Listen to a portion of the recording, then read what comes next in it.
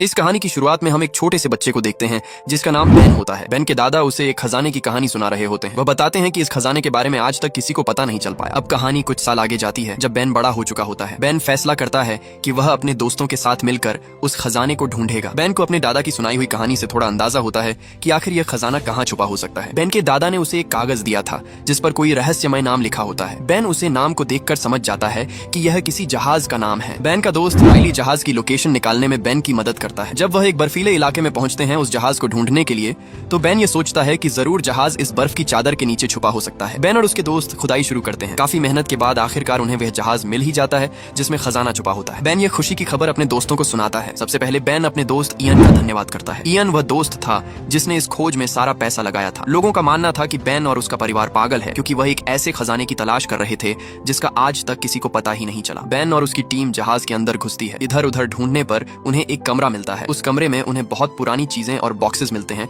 जिसमें बारूद होता है। थोड़ा और खोजने पर बेन को एक डेड बॉडी मिलती है जिसने एक बॉक्स को बहुत कस कर पकड़ा होता है। जब बेन उस बॉक्स को चेक करता है तो उसको उसके अंदर एक पाइप मिलती है। बेन सोच में पड़ जाता है कि आखिर ये क्या चीज है जिसके लिए कोई अपनी जान देने को तैयार हो गया। थोड़ा ध्यान देने पर वह देखता है कि उस पाइप पर कुछ लिखा होता है। उसको समझने के लिए वह अपने खून का इस्तेमाल करता है। खून लगाने पर वह समझ जाता है कि यह खजाने का एक और सुराग है। इस बात पर इयन बहुत गुस्सा हो जाता है क्योंकि इतना पैसा लगाने के बाद भी उन्हें सिर्फ एक सुराग मिला। लेकिन बेन अपनी होनहारी से उस पहेली को सुलझा लेता है और वह बताता है कि यह उसी रहस्यमय खजाने का नक्शा है जो अमेरिका के सबसे जरूरी डॉक्यूमेंट डिक्लेरेशन ऑफ इंडिपेंडेंस के पीछे छुपा हुआ है। जैसे ही बेन कहता है कि उस डॉक्यूमेंट को मिलना और उस तक पहुंचना बहुत ज्यादा मुश्किल है, तो उसी वक्त बेन का दोस्त इयन कहता है कि क्यों ना हम उसे चुरा लें। बेन फौरन इस बात से इनकार कर देता है कि मैं ऐसा नहीं कर सकता। तभी बेन का दोस्त इयन अपने एक आदमी को बेन पर बंदूक तानने का इशारा करता है। लेकिन फिर इयन सोचता है कि अगर बेन को मार दिया तो आगे की पहेलियां कैसे सुलझाई जाएंगी। इसलिए वह बेन के दोस्त राइली को जान से मारने की धमकी देता है। लड़ाई ज्यादा बढ़े उससे पहले ही बेन एक फ्लेयर स्टिक जला देता है। बेन कहता है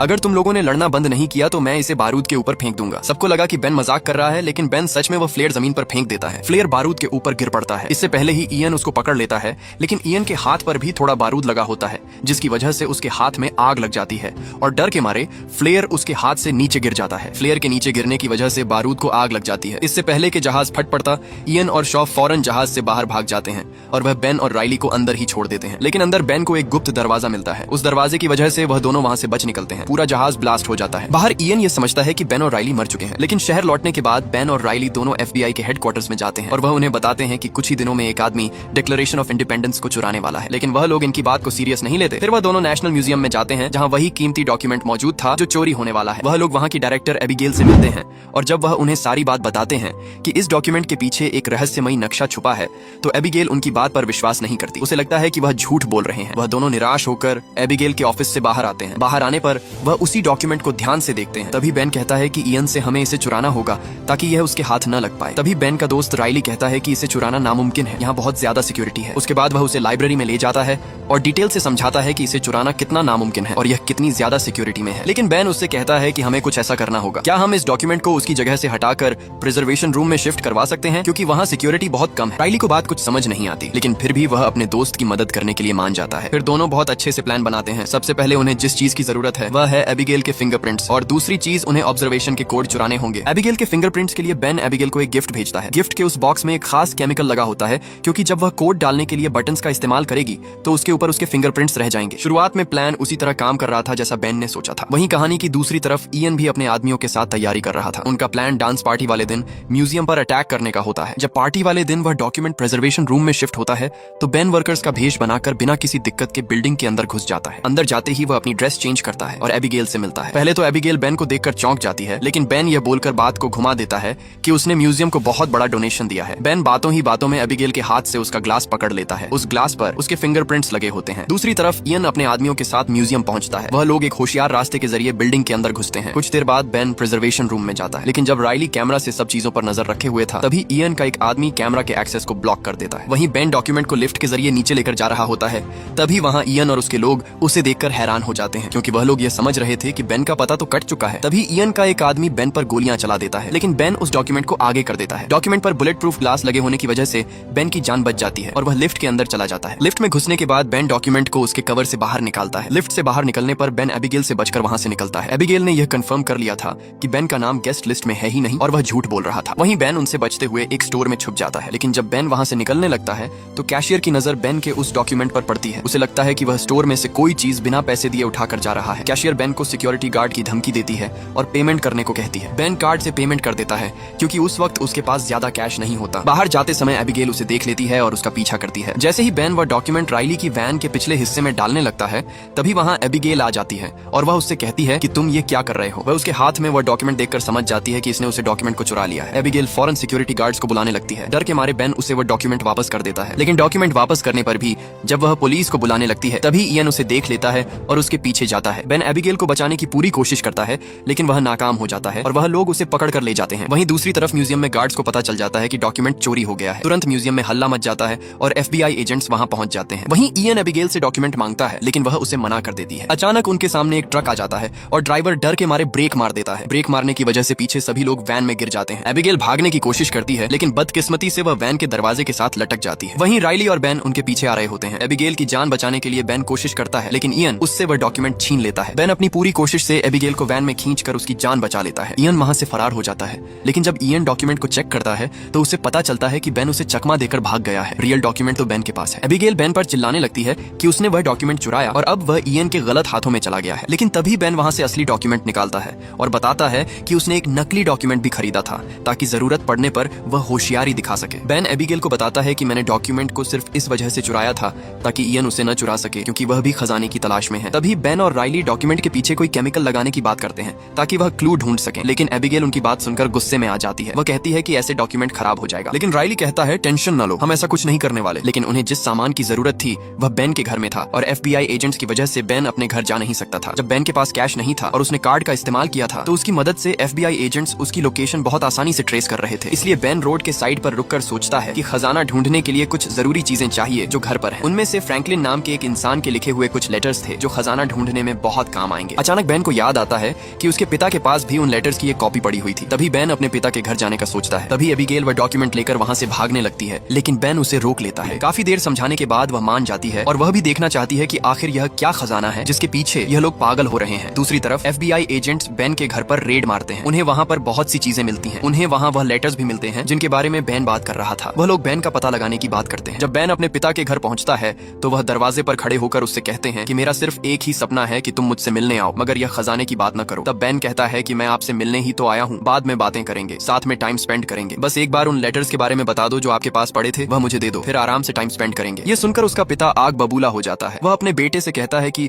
मैंने अपनी पूरी जिंदगी उस खजाने को ढूंढने के पीछे लगा दी और कुछ हासिल नहीं किया। तुम क्यों अपनी जिंदगी बर्बाद कर रहे हो? वह कहता है कि ऐसा कोई खजाना नहीं है, ये सिर्फ लोगों की बातें हैं जो कहानियों में अच्छी लगती हैं। लेकिन बेन अपने पिता की बातों पर ध्यान नहीं देता क्योंकि उसे खुद पर यकीन था। जब डॉक्यूमेंट के पिछले हिस्से की जांच करते हैं तो उन्हें कुछ खास कोड्स मिलते हैं जो उन चिट्ठियों से जुड़े हुए हैं जिनके लिए वह अपने पिता के घर आया था। जब बेन दोबारा अपने पिता से उन चिट्ठियों की मांग करता है तो वह उसे कहता है कि वह चिट्ठियां तो मैंने किसी म्यूजियम को दे दी हैं। ये सुनकर बेन एबिगेल और राइली के साथ वहां से चला जाता है। जब FBI बेन के पिता के घर पहुंचती है तो उन्हें वह वहां बंधे हुए मिलते हैं। बेन के पिता बताते हैं कि मेरा बेटा मुझे यहाँ बांध कर चला गया है और वह मेरी गाड़ी भी ले गया है। तभी FBI ऑफिसर अपनी टीम को गाड़ी का नंबर ट्रैक करने के लिए कहता है। कहानी की दूसरी तरफ इयन को यह बात समझ आ जाती है कि जो सुराग उन्हें जहाज के अंदर मिला था वह उन्हीं चिट्ठियों से जुड़ा हुआ है। थोड़ी रिसर्च करने के बाद उसे पता चलता है कि उन लेटर्स की कॉपीज एक म्यूजियम में रखी हुई हैं। ये पता चलते ही इयन तुरंत वहां जाने के लिए निकल पड़ता है। उसे यकीन होता है कि अगर वह उन लेटर्स को देख लेगा तो शायद खजाने तक पहुंचने का अगला सुराग भी उसे मिल सकता है। उधर राइली उस कोड को समझने की कोशिश कर रहा होता है। तभी एक छोटा बच्चा वहां आ जाता है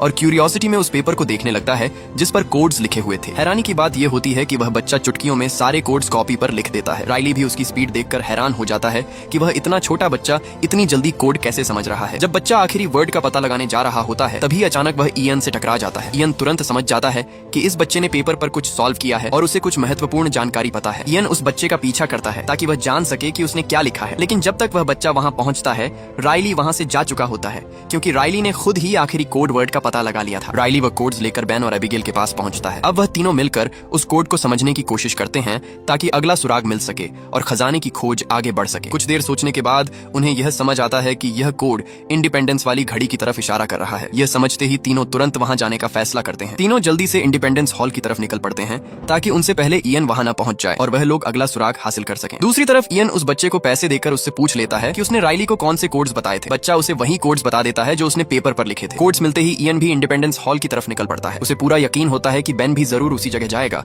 क्योंकि सुराग वहीं की तरफ इशारा कर रहा था। वहां पहुंचकर बेन घड़ी की डायरेक्शन को ध्यान से फॉलो करता है। वह आसपास की दीवारों को ध्यान से देखता है ताकि उसे कोई छुपा हुआ निशान या सुराग मिल सके। तभी उसकी नजर वॉल की एक ईंट पर पड़ती है जो बाकी ईंटों से थोड़ी अलग लग रही थी। जब वह उस ईंट को वहां से हटाता है तो उसे दीवार के अंदर से एक अजीब सा चश्मा मिलता है। बेन तुरंत एबिगेल और राइली को वह चश्मा दिखाता है। तीनों को समझ नहीं आता कि आखिर इस चश्मे का खजाने से क्या संबंध हो सकता है। बेन वह चश्मा पहनकर म्यूजियम से चुराए हुए उसी डॉक्यूमेंट के पीछे देखता है। जैसे ही वह चश्मे से देखता है उसे डॉक्यूमेंट पर एक अजीब सा निशान दिखाई देने लगता है। उस निशान के साथ कुछ मैसेज भी लिखा हुआ होता है जो पहले बिना चश्मे के दिखाई नहीं दे रहा था। अब उन्हें समझ आता है कि यह चश्मा एक खास क्लू दिखाने के लिए बनाया गया था। लेकिन तभी वह देखते हैं कि इयन भी अपनी टीम के साथ वहां पहुंच गया है। यह देखकर तीनों तुरंत अलग अलग होने का प्लान बनाते हैं ताकि डॉक्यूमेंट सुरक्षित रह सके। बेन डॉक्यूमेंट एबिगेल और राइली को दे देता है और वह दोनों वहां से निकल जाते हैं। बेन खुद इयन का ध्यान अपनी तरफ खींचने की कोशिश करता है। काफी दूर निकलने के बाद अचानक एक बस उनके सामने आ जाती है और उनका एक्सीडेंट होते होते बच जाता है। उसी अफरा तफरी में इयन उनसे वह डॉक्यूमेंट छीन लेता है। एबिगेल और राइली तुरंत बेन को फोन करते हैं और उसे बताते हैं कि इयन ने डॉक्यूमेंट उनसे छीन लिया है। ये सुनकर बेन उन्हें गाड़ी के पास मिलने के लिए कहता है, लेकिन एफबीआई को बेन की गाड़ी पहले ही मिल चुकी होती है। जैसे ही बेन वहां पहुंचता है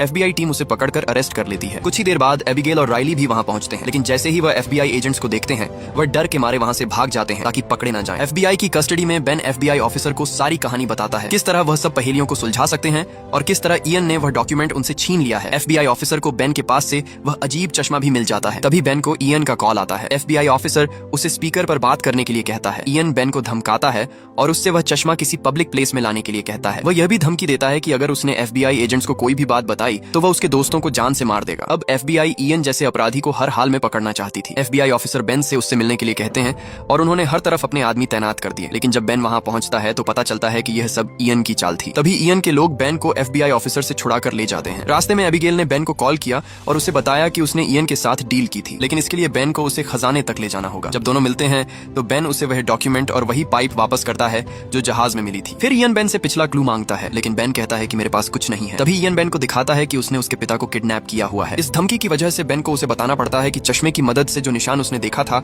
वह एक चर्च का सिंबल है। उसके बाद सब लोग उस चर्च में जाते हैं। वहां बेन दोबारा उसी चश्मे का इस्तेमाल करता है। इस बार उसे एक और सुराग मिलता है। उसे एक अजीब सा निशान मिलता है। वहां सब लोग कंफ्यूज हो जाते हैं कि आखिर यह क्या है। तभी उन्हें समझ आता है कि चर्च के नीचे कोई जगह है जहां लोगों को दफनाया जाता है। तब इयन और उसकी टीम उसी जगह पर नीचे जाते हैं। बेन का पिता चुपके से उसे बताता है कि उन्हें कोई होशियारी करनी होगी क्योंकि इयन सिर्फ हमें अपने काम के लिए इस्तेमाल कर रहा है, बाद में वह हमें जान से मार देगा। तभी इयन बेन से अगला क्लू पूछता है। वह लोग वहां एक दीवार तोड़ते हैं जहां पर उन्हें एक सुरंग मिलती है। इयन बेन को अंदर जाने के लिए कहता है। अंदर उन्हें हजारों साल पुरानी एक जगह मिलती है। वहां लकड़ी की सीढ़ियां और एक बहुत पुरानी लिफ्ट भी थी। बेन के पिता कहते हैं कि यह सीढ़ियां बहुत खतरनाक हैं क्योंकि यह बहुत साल पुरानी है। अगर इन पर चला तो यह टूट सकती है। लेकिन फिर भी इयन सबको नीचे जाने के लिए कहता है। जब सब लोग सीढ़ियों से नीचे उतर रहे होते हैं तो आखिर वही होता है जिसका डर था। सीढ़ियां टूट जाती हैं और इयन का आदमी शॉ नीचे गिरकर मर जाता है। सारी सीढ़ियां टूटने लगती हैं और सभी लोग बड़ी मुश्किल से लिफ्ट पर चढ़कर अपनी जान बचाते हैं। वह लिफ्ट उन्हें एक खाली कमरे में पहुंचा देती है। इयन बेन से खजाने के बारे में पूछता है। बेन ऐसा नाटक करता है जैसे उसे कुछ पता ही ना हो। इयन उसे धमकाता है कि अगर तुमने नहीं बताया तो मैं तुम सबको यहीं छोड़ दूंगा। तभी बेन का पिता बताता है कि अगला सुराग इस लैंटर्न के अंदर छुपा है। वह बताता है कि ऊपर चर्च में भी एक ऐसी ही लैंटर्न रखी है